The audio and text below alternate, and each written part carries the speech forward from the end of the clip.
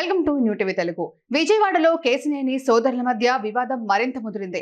ఇప్పటికే విజయవాడ ఎంపీ కేశినేని చిన్ని, మాజీ ఎంపీ కేశినేని నాని మధ్య పచ్చగడ్డి వేస్తే బగ్గుమంటోంది. ఇలాంటి తరుణంలో విశాఖలో కూటమి ప్రభుత్వం ఉర్సా క్లస్టర్స్ కు చౌకగా చేసిన భూ కేటాయింపుల వెనుక కేశినేని చిన్ని ఉన్నారంటూ నాని చేసిన ఆరోపణలు సంచలనం రేపాయి.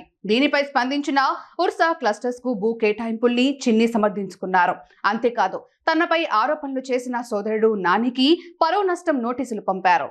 ఉర్సా క్లస్టర్స్ కు విశాఖలో కేటాయించిన భూమిని రద్దు చేయాలని కోరుతూ సీఎం చంద్రబాబుకు కేశినేని నాని గతంలో లేఖ రాశారు. ఇందులో కేశినేని చిన్నితో ఉర్సా క్లస్టర్స్ ప్రమోటర్స్ కు ఉన్న సంబంధాన్ని ప్రస్తావించారు. ఇప్పుడు ఇదే అంశంపై చిన్ని తన సోదరుడు నానికి 100 కోట్ల రూపాయల మేర పరువు నష్టం నోటీసులు పంపారు. 5 రోజుల్లోగా తనపై చేసిన ఆరోపణలకు బహిరంగ క్షమాపణ చెప్పకపోతే 100 కోట్ల రూపాయల మేర పరువు నష్టం దావా వేయనున్నట్లు అందులో కేశినేని చిన్ని నానిని హెచ్చరించారు.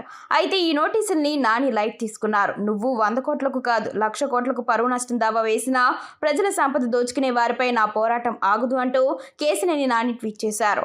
అంతేకాదు, కేశినేని చిన్ని తనకు పంపిన పరువు నష్టం దావా నోటీసుల్ని కూడా ఎక్స్ లో పోస్టు చేశారు. విజయవాడ సిట్టింగ్ ఎంపీ కేశినేని శివనాథ్ నుండి తనకు ఇప్పుడే లీగల్ నోటీసు అందిందని, ఆయన పరువు నష్టం కోసం 100 కోట్ల రూపాయలు డిమాండ్ చేశారని తెలిపారు. ఇవన్నీ తాను గౌరవనీయ ముఖ్యమంత్రికి రాసిన బహిరంగ లేఖలో చట్టబద్ధమైన ప్రశ్నలు లేవనెత్తినందుకు ఇచ్చారన్నారు. విజయవాడ ప్రజలకు 10 సంవత్సరాలు పార్లమెంట్లో ప్రాతినిధ్యం వహించే గౌరవం తనకు లభించిందని, మరియు తాను జవాబుదారీతనం, పారదర్శకత, నిజాయితీతో పాలన చేశానని గుర్తు చేశారు. సీఎం చంద్రబాబుకు రాసిన లేఖలో ప్రతి మాటకు నేను కట్టుబడి ఉన్నానని తెలిపారు. ఇది కేవలం లీగల్ నోటీస్ కాదని, ఇది విమర్శలను బెదిరించడానికి, మౌనంగా ఉంచడానికి, నోరు మూయించడానికి స్పష్టమైన ప్రయత్నం అని కేశినేని నాని తెలిపారు.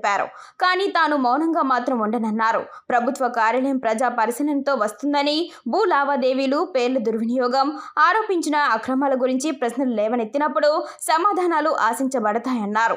బెదిరింపులు కాదన్నారు. తాను ఇప్పుడు దేనికి వ్యతిరేకంగా నిలబడుతున్నానో కూడా తెలుసని వెల్లడించారు. తాను భయంతో కాదని, వాస్తవాలతో మౌనంగా కాదు బహిరంగంగా స్పందిస్తానన్నారు. ఖచ్చితంగా రాజీతో కాదన్నారు. నిజం బెదిరింపులకు భయపడదని, తాను కూడా భయపడనన్నారు.